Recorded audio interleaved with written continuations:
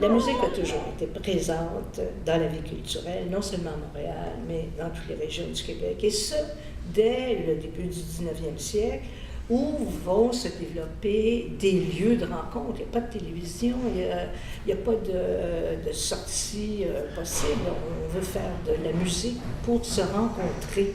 Donc, le meilleur moyen, c'est de former des chorales, c'est de former des petits orchestres amateurs. Et donc, on va en trouver un peu partout. Et même dans les collèges, on va vouloir monter des œuvres d'art lyrique.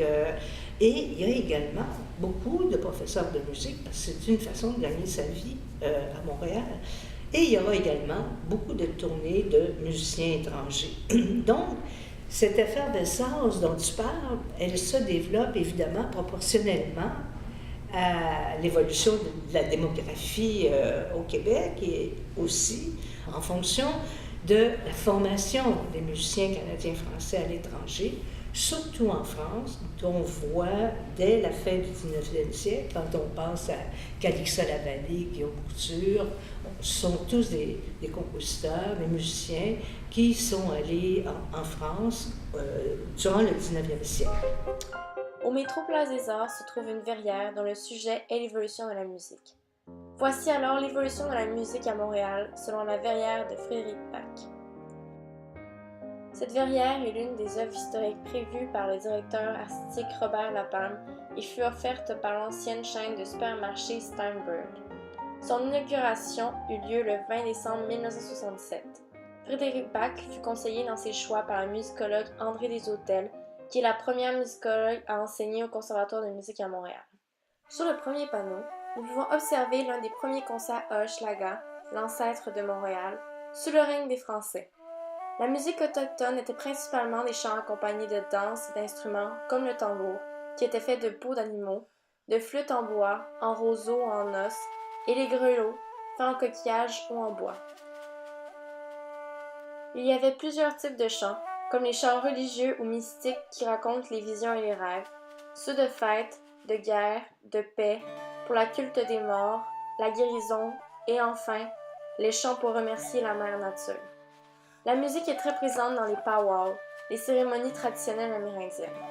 Malheureusement, la musique autochtone s'est beaucoup effacée avec le temps, pour diverses raisons, comme la colonisation et l'évangélisation, et aussi le fait qu'il n'y a pas d'écriture chez les Amérindiens. Ensuite, nous pouvons observer une explosion musicale au XVIIe siècle. Sur cette partie de la verrière, on voit plusieurs musiciens qui jouent divers instruments, comme le luth, qui est une sorte de guitare très populaire dans ces années, le violon, la contrebasse, le violoncelle, les percussions et le clavecin. On voit aussi des chanteurs d'opéra avec leurs costumes et leurs robes à crinoline. Le plus important dans cette partie, c'est l'orgue de la basilique Notre-Dame de Montréal. La construction, de style baroque, de la basilique sera réalisée en 1672 et 1683. Elle a été très importante pour la musique, surtout religieuse, à Montréal. Sur cette section de la verrière, il y a plusieurs personnages marquants de la musique à Montréal, comme Calixa Lavallée, Alexis Contant, Guillaume Couture et Dame Emma Albany. Calixa Lavallée, né en 1842 et mort en 1891, est un compositeur montréalais qui est très connu pour son hymne national au Canada. Il a aussi écrit quelques oratorios, ce qui est un genre musical dramatique généralement religieux pour solistes, chœurs et instruments.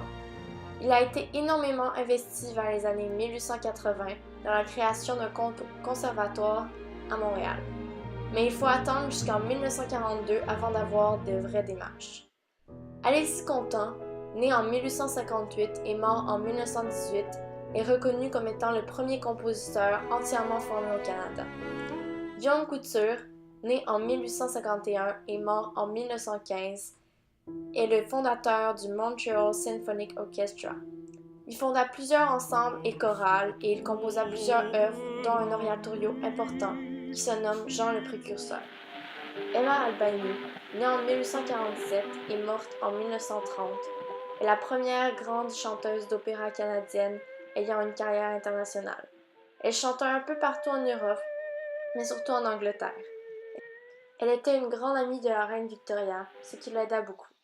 Nous pouvons aussi voir en plus petit Eva Gauthier, une chanteuse très importante dans la culture à Montréal.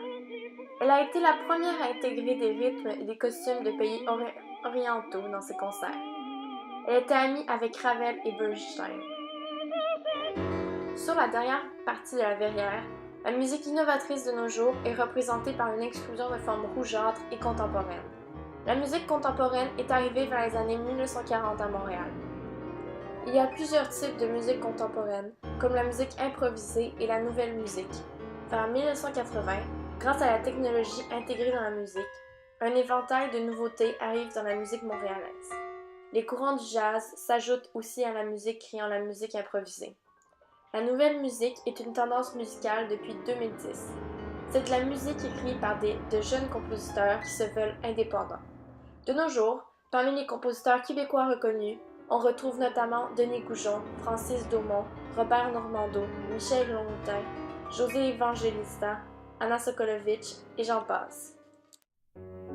Le Centre de musique canadienne, qui a un pignon sur rue à Montréal, indique qu'il possède un inventaire de 1800 partitions de 240 compositeurs, et ce sont seulement les partitions papier écrites depuis 1950. On peut vraiment dire que Montréal est une ville dynamique culturellement. Donc profitez-en pour sortir et aller assister des concerts. La culture a besoin de la jeunesse pour vivre et se développer.